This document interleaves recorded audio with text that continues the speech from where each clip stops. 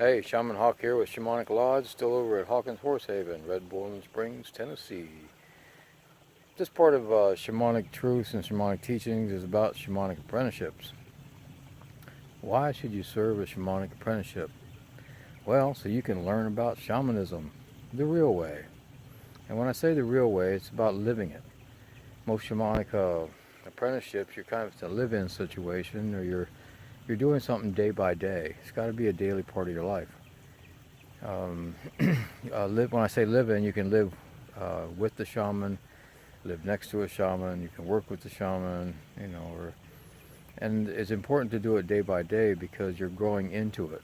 And you're going into the way of shamanism as you're going out of all your years and years of social programming. And again, that's really important. I can't stress enough about the deprogramming process, as it really is not about learning things, it's about unlearning. But before you really serve an apprenticeship, you have to figure out what kind of shamanism you're really suited for. Some people are healing shamans. A shaman, by the way, and a medicine man are not the same thing. All right, not by a long shot. The medicine man is more of the healer, okay, than the shaman is. The shaman could be more of the warrior, and I don't mean the peaceful warrior, the whole New Age stuff about we don't do violence or anything like that. No, the shaman can be a martial artist, a professional fighter, and I've done both of those. You can be the soldier, it can be the military consultant. I think that's what it's called nowadays. But it's really about fighting, when you're going to be the warrior part of it. Again, not the New Age stuff, the real thing.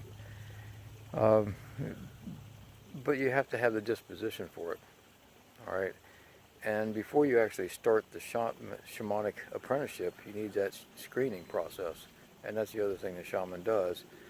And that can take for a couple years, realistically. Everybody's in a hurry to go do these courses, get a piece of paper, like I say, and put them on your I love me wall, and then go out and teach something, which is just totally ridiculous, to get a certificate and then go out and teach something without actually testing yourself with the world and your shamanic knowledge and your personal skills. So the screening, and you go through phases in that, and that's why shamanic apprentices take years. I think a minimum is like 4 years. I did 10 years. Okay. I like to experiment with all kinds of stuff. My life changes 180 degrees year to year. Well, as you change, your capabilities, the things you're suited for, will change with you. And people ask, well, where are the real shamans? And I can tell you where they're not. They're not in New Age schools. They're not in classrooms that much, because that's where shamanism is not happening. Not to say that a real shaman doesn't work in those places occasionally, but if you're there too long, it's your adventure, your journey stops. You kind of become a has-been, and that's kind of like shamanic hell. But they're in places where they are needed, where people need them to be there, and that can be war zones, natural disaster areas, industrial disaster areas, but places where they need someone to help them really get through that hardship and establish life without a commercial agenda, and again, that's really important. But serving your apprenticeship and living it day by day, it helps you, when I say grow into it, you actually get to be that person. And let's say to be a healer, you really have to be a good empath. Well, you have to grow into being an empath. And to do that, a lot of it is releasing the blockages and programming about that. Think about it. To be able to be a good empathic healer, you have to allow yourself to feel the pain, the discomfort, sadness, depression of the person you're working with. Well, you have to lose yourself for a little bit in doing that, but yet not get lost in it. And therefore, you need that clearing process to be able to be totally centered and know who you are in that centered space. Well, people don't do that. They grow up with the social programming. They just go on and into schools and watch TV and learn about how they're supposed to be within that, political, social agenda, and never get a chance to really know who they are. You have to know what your center is, know who you are in your truth before you can successfully engage in a shamanic apprenticeship. And I always say too, it's okay to test the teachers.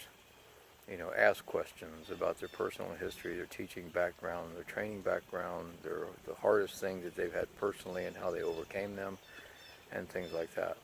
Because this is the person that you're going to trust yourself to get trained. All right, so you should know them, and you should feel confident with them.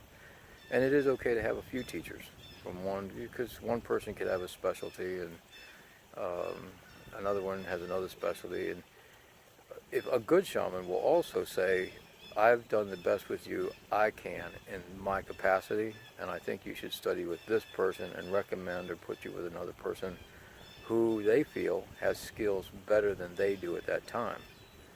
Because I think one of the best goals you can have as a shamanic teacher is to have your students or apprentices be better than you are. I mean, that's how you really upgrade the system. Okay. You help them learn from your mistakes. You give them shortcuts so they don't take the same time you did to learn and experience things. And you create instances and environments so they can learn stuff. But yeah, I think it really is, you want to make your people more efficient than you are, because the world needs that. If we want to help make a better world, we need to help make better shamans and apprentices. So anyways, these miracle courses and stuff like that, these weekend courses, and you get a shamanic diploma and all that, sorry, it's just not the real thing. It's not efficient. You have to go out and do the work. You have to do the work within first. Okay, so it's a complete circle. Till then, YouTubers, catch you all later.